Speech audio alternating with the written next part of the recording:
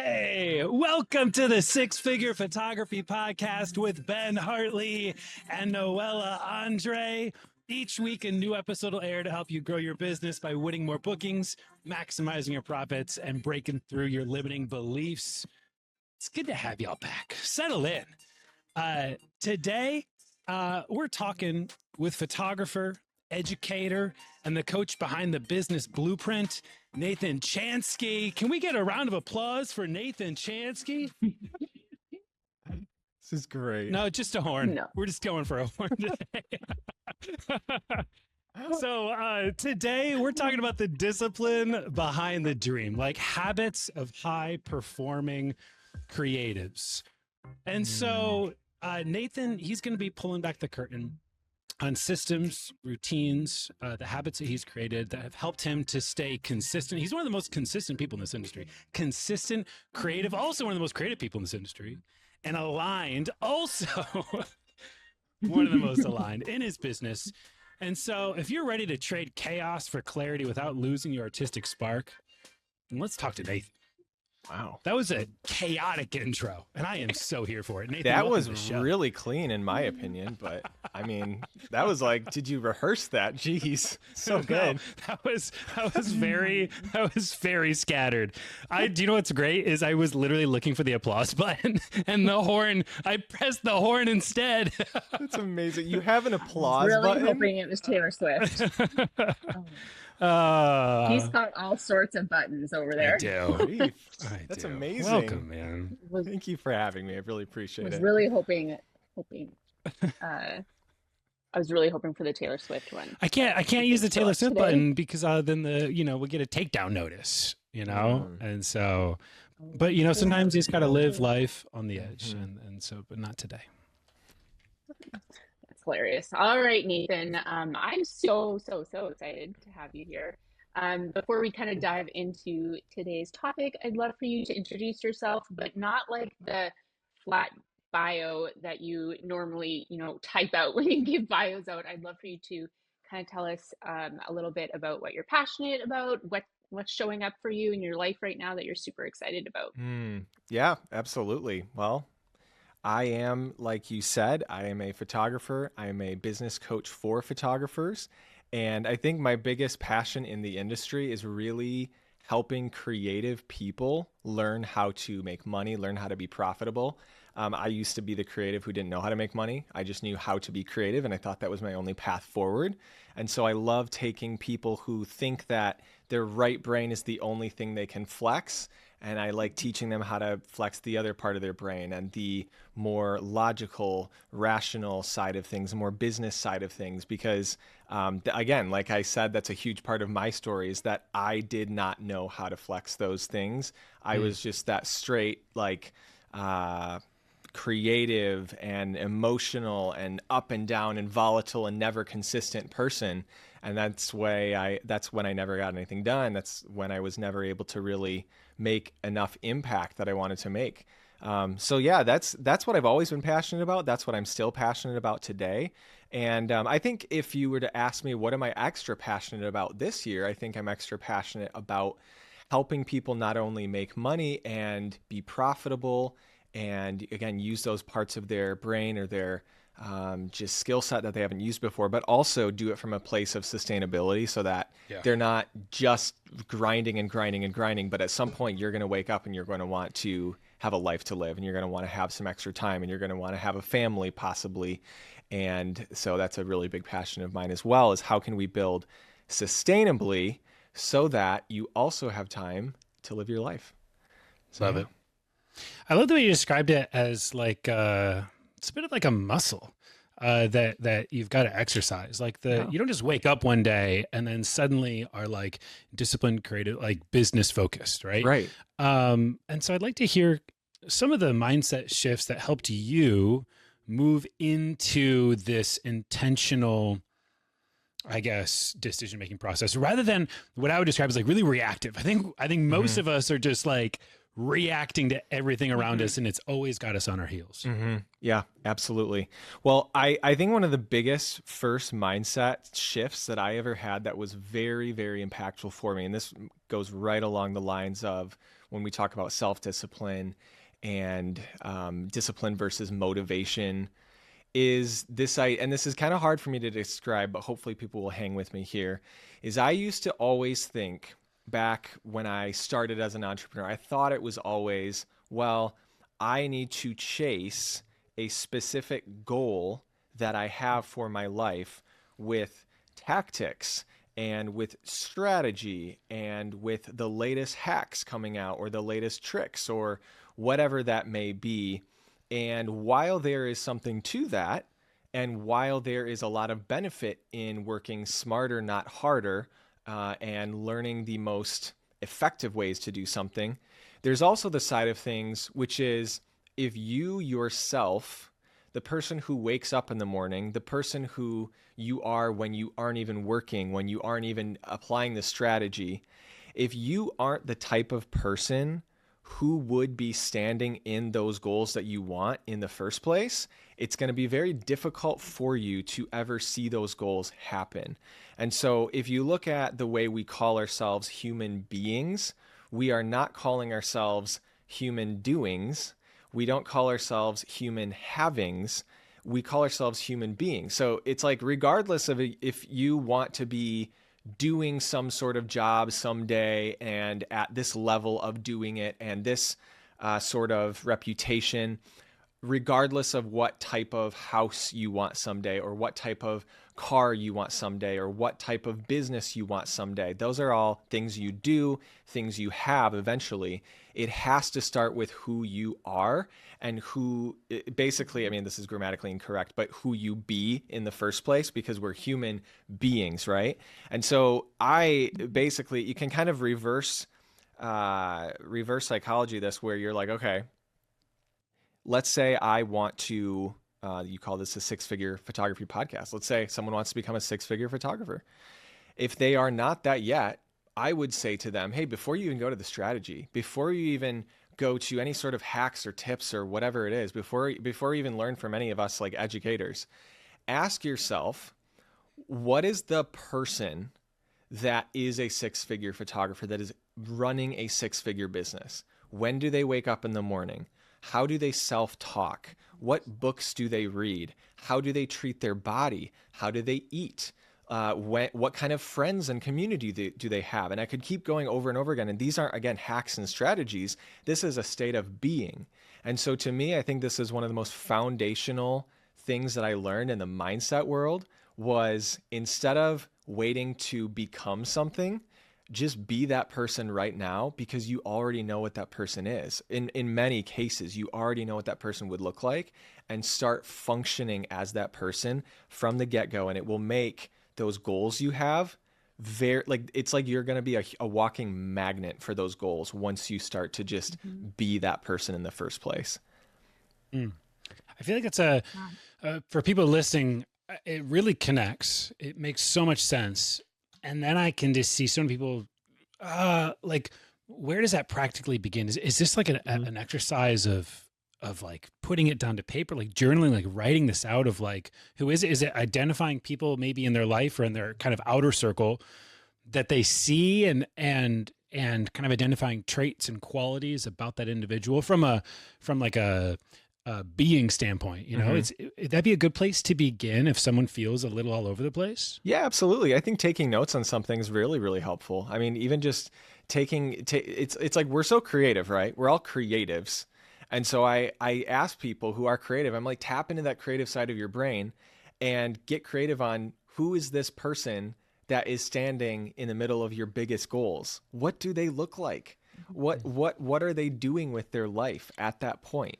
And let me get really nitty gritty. So a lot of times I'll have people that are just starting in photography, and they'll be talking to me, and they'll say, well, hey, Nate, like, I'm just wondering if I should sign up for a CRM, like an official CRM, because like a Honeybook or a Dubsado or Sprout Studio or whatever it is. And they're like, I know that it's really helpful and it'd be great, but it just costs a lot of money. And so I don't know if I'm maybe too early on for that. And so then I say, well, look at yourself, your goal self in 2 years, and your goal business in 2 years. Do you have a CRM to run your business in that goal state? And they'll be like, oh, absolutely. And so I say, okay, well, why aren't you doing that right now? because you're never going to get there Mm. if you don't function that way correctly right now. Like that's what builds in those goals in your life, is that you take those active steps to just be that person right now. If you wait to become the person, you'll never become them. You just be them right now. So I think it sounds like really woo-woo, and it sounds like hard to take from the ambiguous down to the literal. But I do think when you start taking notes on things, like creatively describe who that person is, and when you have a decision to make in your business or in your lifestyle, or even for self-discipline, actually write down, okay, what would my goal self be doing with this type of decision? And a lot of times that can really help us navigate, more times than I think we give credit to, what we should do in different scenarios. One of the things that I always say to myself and to the others that I coach is, I think there is this idea that you just said that one day it's going to happen for me, right? I'm going to get my break. It's all going to change. And I always tell people that you will not wake up one day and become someone that you have not already been becoming. Exactly. It's like we've got to start the becoming today. You're just going to wake up and it's all there. Yeah. And there's usually like wait, what did you say? Say it again. Yeah, exactly. I know it sounds really so weird. connects. It's hard to describe, but it's exactly as you said it. Yeah. Nathan, curious, like on this topic, if a photographer came up to you and they said they're not really great at the business stuff, they're not really great at the systems and the procedures and everything like that, but those tangible things, like you said, getting the CRM that we know that they need, they're not good at that and they just want to be creative, what kind of advice would you give one of your clients? Yeah, I mean, I guess it depends on where that's coming from. If they're saying, well, I'm not business minded, and that's kind of my Achilles heel, or that's just like an excuse that I make.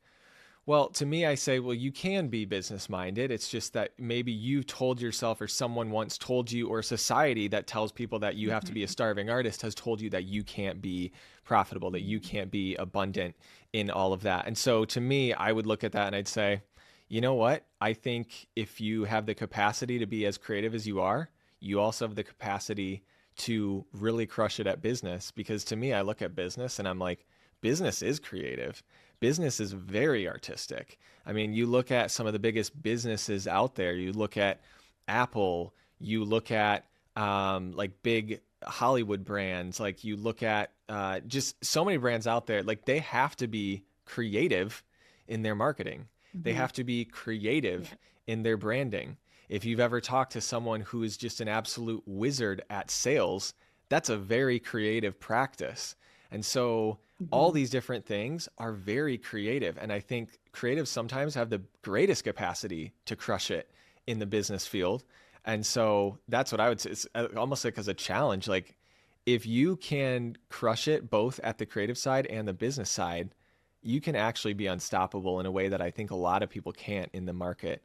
And so, yeah, I think, and then the other thing I would probably tell them too is, I love that you love the creative side and the creativity, but if you don't learn how to sell it, if you don't learn how to get it in the hands of other people and create value and exchange that value for money, then unfortunately you're not allowed to keep doing that. Like your life won't allow you. You'll have to get a job because you're not making money. You'll have to go work for somebody. And it's just like, that's not the goal here. If you want to work for yourself, if you want to do this creativity, you have to find a way to be profitable. You have to deal with that businessy stuff that will help you continue the creative stuff. It like subsidizes the creativity that you liked in the first place. So to me, it's like a win-win if you can figure them both out. Nathan, so we're talking discipline. Mm-hmm. I'm sure you've heard this phrase. I'm just curious if you agree, like if you have any take on it. But like there's two types of pain that you can endure, especially as a small business owner. There's the pain of discipline or the pain of regret. Have you heard that before? Oh, totally. Yep. Any take on that? Like, do you agree, or is that too harsh? What's your stance? I mean, I don't disagree with that at all. I don't think it's too harsh. To me, I'm pretty harsh with myself when it comes to self-discipline, because I think discipline is the key to true freedom. I think a lot of people think that freedom is doing whatever you want. And I completely disagree. I think there has to be some sort of specification there. I think freedom to, and not even say freedom, doing whatever you want at any time, just on impulse, to me is not freedom. To me, that's slavery to your immediate like instincts. And to me, true freedom is when you have a priority of things that you want and you say, I am going to sacrifice some of the things that I want in the short term for the greater things that I really want in the long term. So it's kind of an exchange of, I don't want this as much, and so I'm going to sacrifice it for now for the thing that I really want in the end. And to me, that's like the true freedom that discipline allows you to have in your life. And so, yeah, I don't think that's too harsh at all. I'm like, absolutely. I'd way rather be disciplined in something in the here and now than have that regret later. And you're like, ugh, I wish I would have done it the other way. I love that, man. That makes me think of all kinds of other ways of living life and beliefs that I hold and values and how I see that play out in those, in like a very similar dynamic. Yeah. Mm-hmm. Yeah, absolutely. I feel like it also is one of those things that, again, it sounds harsh right out the gate, but when I think people get it, they realize that it actually does help them more than it hurts them. It's kind of one of those things too that you almost don't get until you get the tummy ache. Totally. Like you ate the entire bag of gummy worms. I've never done that. Perfect I'm example. Not speaking from experience from last week at all. And then you experience it and you're sitting there and you're like, this isn't all that it was chalked up to be. It's almost like that feeling you get after just like an hour mind numbing doom scroll sesh of TikTok. Right. And then you come out of it and you're like, where have I been? Totally. Like, this was not free. Yeah. This was not good for my soul. Exactly. Yeah. It's so true. Yeah. We have those type of situations every day in our life. And it's just like, yeah, it's like you eat the whole bag of gummy worms. It was great going down. But then afterwards you're like, wow, this was not a great life choice for myself. And then you feel like garbage the rest of the day. Your energy is low and you're just like, it's perfect example of how it is in our lives on a greater scale. Yeah.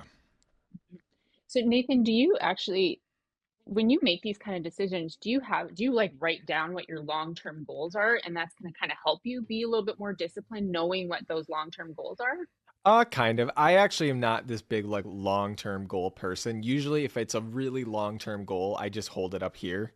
And if it's, I kind of am the type of person where I only plan my life or my career really heavily about 1 to 2 years out, because I found that, if I plan any further out than that, I find that plans just change so many times. And I'm just like, yeah, that was not what I thought I was going to want at that time. Or this is not what my family, my family's like, we're in like we just got married, have our first kid, like things are changing all over the place.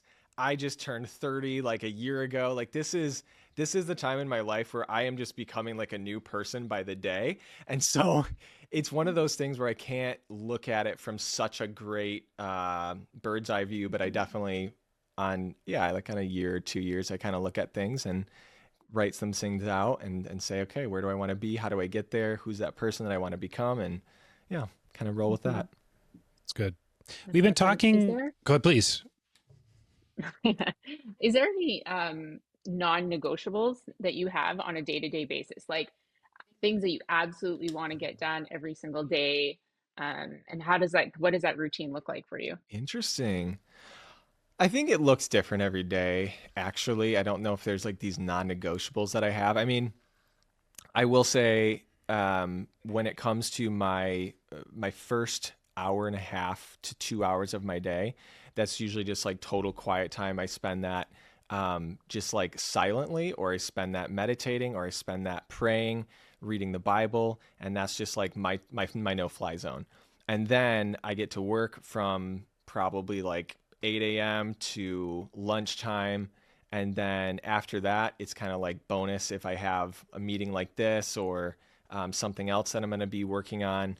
And then usually I'll also have, I'll do about an hour of working out. My physical body from 5 o'clock to 6 o'clock every day. So I guess that's another non-negotiable as well. And then, okay, I guess I do have some non-negotiables, because I guess at the end of the day as They well, all sounded pretty non-negotiable. at the end of the day as well, I will like right around 6, which is when I'm done working out, until the end of the day. I just like my phone apps are all locking me out, so I don't touch those. So it's just kind of like my decompress time. So yeah, there's some non-negotiables, I guess, and they can change sometimes. I'm not always perfect, but that's usually what it looks like. Yeah. These, like even just some of the things that you just shared, you know, like I imagine some creatives would hear some of this, or even just the idea of discipline, and I can imagine them expressing it getting in the way of their creativity, of their expression. And I'm curious how it's helped to like amplify your creativity and not really stifle it, but like really make like bolster it. I mean, well, okay, let's look at, even at the beginning of this year, I knew I really wanted to get a lot of my work hours crunched down to a more, again, like sustainable, I said at the beginning of the episode, more of a sustainable place, because I felt like I was working too much, and I felt like I could probably clean this system up and figure some things out. And so it took a lot of discipline to clean those systems up, and offboarding a lot of my systems and getting these systems written out and documented and sent off to a subcontractor, or set up in an automation or some sort of system that took it off my plate. And so that process took a lot of self-discipline. It didn't make me feel super creative in the moment. I'll be honest with you. That's just not how my brain works, is setting up all those systems all the time. But what's crazy about that now is like, I probably work half of the time that I did at the beginning of the year, and I still get everything I need to done. And what's also cool now is like, I like in my business to be the content, like the driver of content. Like I love creating podcast content, YouTube content, social media content, email content. And that's where I think I really thrive. That's my creative side of things. I have so much time to be creative now, because I made sure and put it in the time up front to be disciplined and to set those things up. That again, didn't feel fun at the time, but it allowed me to then get more time back. And I think it's so often going to happen, even with a lot of the listeners that are listening, like even something as simple as, let's say you're about to go to a shoot. Like I have this so often, like I'll be about to go to a shoot, and I'll be like, oh, I'm not going to be disciplined enough to plan this out and to really create like a mood board, or create like, some sort of, just vision, and kind of get inspired in a way that helps me show up for the actual shoot day. And then if I am disciplined enough to put in that time beforehand and get my mind right and get the vision right, then I show up to that day so much more well-equipped and relieved and relaxed to create and be creative in that space. And so, yeah, there's so many different areas that it'll help you be more creative. Do you briefly mentioned that you have, like, you lock all the social media apps off on your phone, which I think is really interesting. Do you have any other kind of tips or pieces of advice that you have, or any other kind of routine similar to that just prevents you from getting sucked into things? Yeah, I mean, I am all about the type of discipline where you don't have to force yourself into it, because it just forces itself upon you. And like, you set up some sort of system that it forces you to be disciplined, so you don't even have to like make the decision. It just makes it for you. You don't have to be disciplined. Yeah, exactly. Yeah. Like, I'm all for that. If you can do that in your life, do it, because it just makes things easier. So yeah, I mean, that's probably one of the biggest things that I do is I have this app called Opal, and I always tell people to get it, OPAL, and I just set it. And I do use it, but you can also unlock it very easily. Really? So I'm going to give you both a little pro tip here. I'm going to give you a pro tip in a minute. You finish this, and I'll let you know how I've solved this problem. Anyways, I What mean, do you do? Do you like lock your phone? Because you're also really good at this, Ben. I'm not. I don't, I have it set up where like there's different settings on it. You can do like the normal, you can do like the soft focus, and then you can do like the deep focus. I always check the deep focus, and then it does not let you get in. Like they're ruthless. You have to delete the whole app, and then you have to restart everything if you want it back on your phone. And I'm like, I'm not doing that. That's intense. So that I'll do that, and then I also have on my browser the same thing. It's something called, it's a Chrome extension called StayFocusd, so it'll lock me out of all those social media apps as well. That really, really helps. And yeah, I'm trying to think of other things that, I mean, even if you have some sort of set period of time with somebody that you know, let's say you're going to meet someone at the gym every day, if you want to stay accountable, it's like, well, someone's waiting for you there. Like you're going to head out at that time if you promised you'd be there with them. Yeah, I'm just the type of person where if you can create the conditions in which that condition promotes you to do the right thing in the first place, that just solves so many of your problems. Like just create, like even I was talking about my other office space. It's just so low stimulation. There's not a whole lot in there. And it keeps me really focused on my work. It's not like the most aesthetic room ever, but it's just like keeps me really focused on my work so that I'm just there to work. And then when I'm done because I was really focused on it. I can go somewhere else. And so, yeah. Yeah. I love the idea of just making it impossible for you to fail. It's like setting up the environment where you can't fail. Totally. It's not even an option. Okay. So for all the true addicts out there, you know, like me, who like literally though, I had to recognize like I am addicted. Like it is an addiction. And it was almost like a 12-step program necessary. Like in terms of understanding like just how intense this need for just like, I just need that little hit of like, what's next? What's on the next scroll, you know? Yeah. So, so I used to do all the things that y'all talked about, but I would just unlock it on my own, or I'd delete it and then reinstall it. Or I'd do the thing where I'd delete Instagram off my phone but then I just reinstall it to like check thing. Then I delete it again. Anyhow. So there's a app called Brick. And the Brick is different in that I've heard of this one. Physical device. So it's an actual physical brick. And the only way to unlock your phone is to go up physically to the brick and actually tap it. You have to physically interface with it. Then it will unlock your phone to the apps that you have locked, right? Like you can assign it to do different things. Does that make sense? Yeah. And so it's this extra level of protection. And so here's where it gets good is, well, I'll just go find the brick. I'll just go tap the brick. Yeah. It's in a safe. And my wife has half of the combination and I got the other half. And so you both have to be there. Yeah. Cause my wife's in the same situation. She's completely off social media. She has no social media accounts. Like, so I have it for her business, but I'm off of social media. And so is she. It's something that we've changed up here in 2025.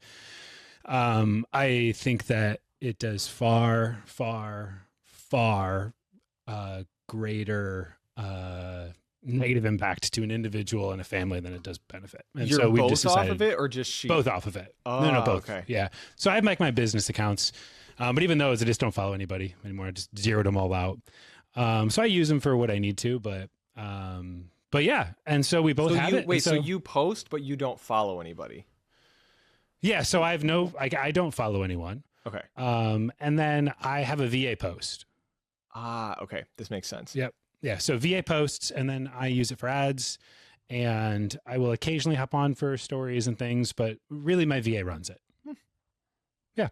Wow. And it is the reality is this, it's a willing sacrifice. It's like, I'm aware of like the negative impact that has on my business, but I'm also aware of the positive impact that it has on my being. And so I'm like, I'm taking the hit. It's like, I'm just taking the hit. I'm done. Yeah. I'm done like eating this. Totally. Yeah, that's where I'm at. Interesting. I want to hear more about that. I think though this piggybacks on what Nathan was saying too about hiring a subcontractor. So maybe some of the things that you know are going to distract you and keep you from being disciplined, maybe it's worth outsourcing. Yep. Yeah. And maybe that would be my next question to you, Nathan, is like, okay, so this is all well and good. You're talking about it. I'm talking about it. Noelle's talking about it. We're all like in pretty far into our business. We're like, but I think for a lot of people who are just listening, they may be hearing this and being like, I get all that. I don't have the finances to outsource this. Like all I have is just like the grind right now, and I got to just go at it. Is that like, I mean, is there a season where it's just like, you got to just grind it out and you've got more time than you have money? What's your take? That's a good question. It's interesting because I kind of feel like I flip flop on this question a little bit and what my answer is, because it is different for everybody. And I know for myself, let me just say this for myself, and this may not sound like the healthiest mindset ever, and I'm okay with people thinking that, but I personally tend to, in my life, I'll just say this for me, there was definitely a period of time where I was willing to sacrifice a quote unquote healthy lifestyle for building something in a certain way that I believed required that of me. And obviously I don't think everybody needs to do that. And when I say it wasn't a healthy lifestyle, I don't mean that like my relationships were breaking down, my marriage was breaking down, like we weren't making ends meet. Like there was none of that. It was just that I was definitely putting in quite a few hours, probably more than a lot of people are comfortable with putting in. And there's a lot of people that are not A, willing to do that, or B, they truly don't have the bandwidth in their life to do that. Like it's like, that's not something that's realistic for them and their family. And that's totally fine. But I do think, I guess I would just ask everybody to kind of look at their life and what they are able to give up. And there's also seasons, you know, there might be, for me, especially like before I had a kid, I was like, okay, I have no kids yet. And there's a season where I was working quite a lot, and I think that's okay, especially like as a young guy with a ton of energy and a ton of time on his hands to be working a lot, as long as there's certain things that are still in place. But then I think there's also a period of time like I'm in right now where I do feel like, you know what, you don't need to be working that much. And that is a different season. And so I guess look at different times and periods of your life where you're working really hard and where you're grinding really hard. And it might just be for a season. Sometimes like for instance, like the way that I was able to cut my hours in half this year, that's great. And that's amazing. I didn't even know how to do that 2 years ago. Like I wouldn't even know how to build those systems. I didn't have the right people in place to be helping me out with implementing those things. And so I guess I don't want to look at that person who's at the beginning of their business and be like, yeah, you better learn how to work smarter, not harder, because blah, blah, blah, blah. Some people at the beginning, I'm like, honestly, if you're working harder, not smarter right now, that's okay. You're going to figure it out how to work smarter. But if you haven't figured that out right now, that's okay. You'll get there. I promise. You know what I mean? So it's a balance. Yeah. Yeah. I think it's a solid answer. Yeah. I love that. Nathan, I want to ask one more quick question just about your actual schedule, what your day-to-day looks like. Do you time block? Totally. Absolutely, I do. Does that help you with discipline? It really does. Yeah. Especially when you look at your time and you're like, okay, this should not take me more than this amount of time. And I think that really has really helped me, especially not only that, but I've tested different forms of time blocking, and I actually kind of bought between different forms of time blocking depending on like what season of life I'm in.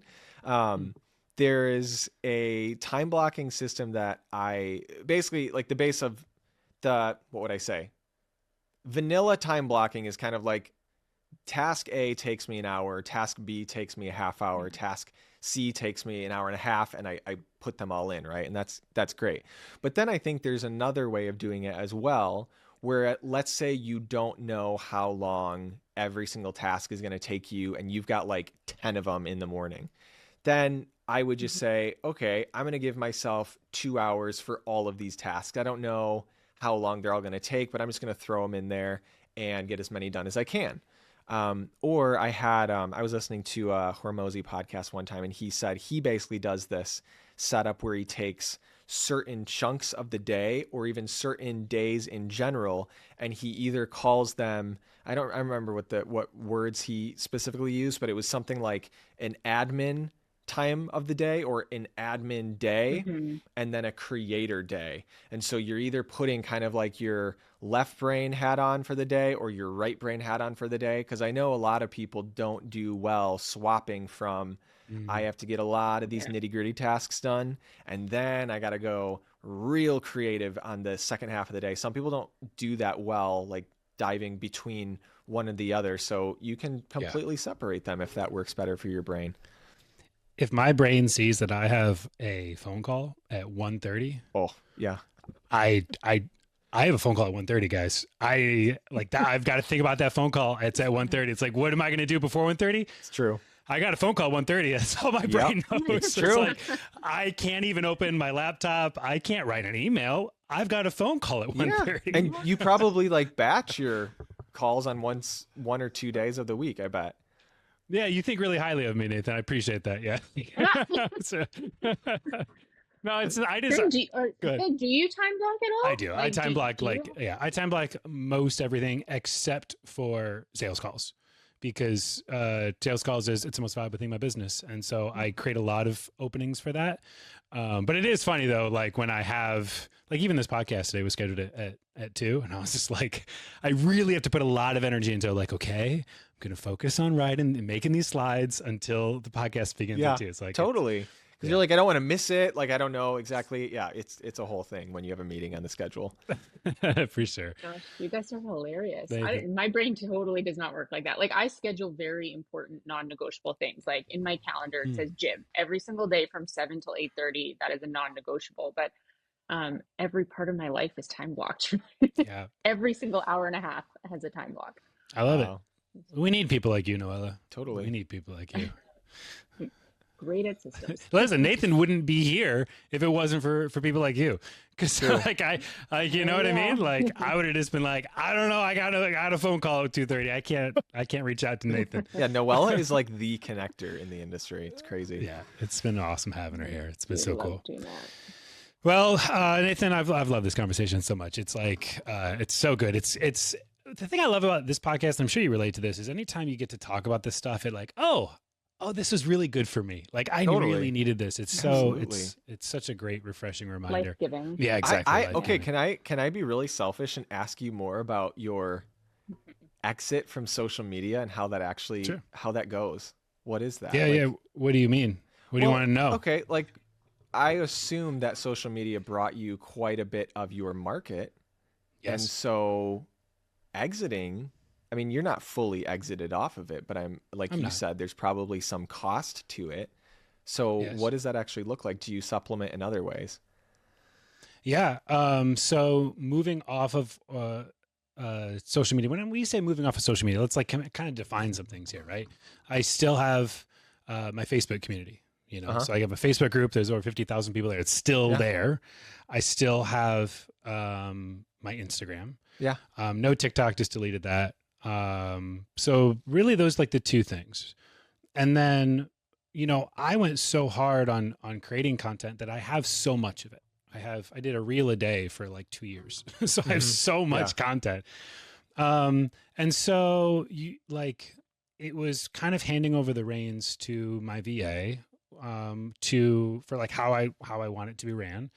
And you're right. It was a sacrifice, because like reposts and, the podcast content is great and all, but it does not perform nearly as well as original real content. Totally.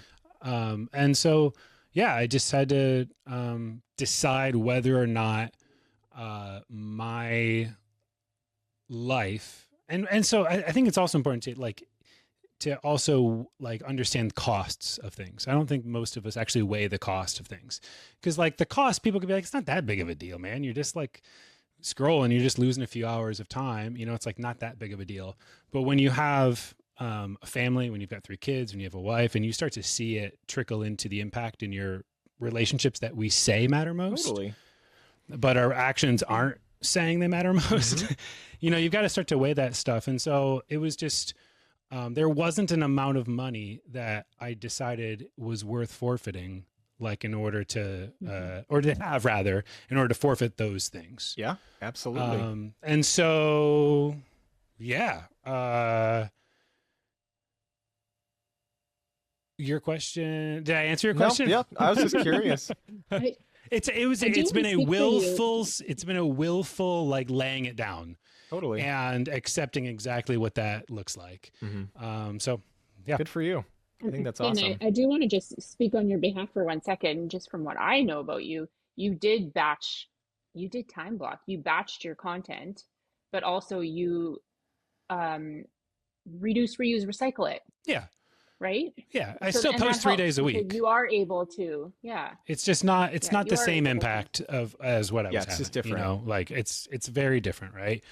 Yeah, it's very different. So, you know, working with like doing more paid ads to try to compensate some stuff, ramping back up, doing more podcast episodes, maybe trying to move more towards YouTube stuff where it's, you know, so, but you know, it's awesome. Is what it is. I think that's great. Yeah. I think what's really cool about that is I think a lot of people aren't willing to make those decisions because they're like, well, if it costs me the money, if it costs me some sort of my market, then, you know, it's not something that I want to ever entertain that I'd give up. But I'm like, well, if what you say is most important to you is most important to you, it's kind of like put your money where your mouth is. And so I think that's exactly what you're doing. And it's, big mad respect, I will say. Not a lot of people do that. So thanks, Nathan. Appreciate it, man. Yeah, let's connect on it a little bit more.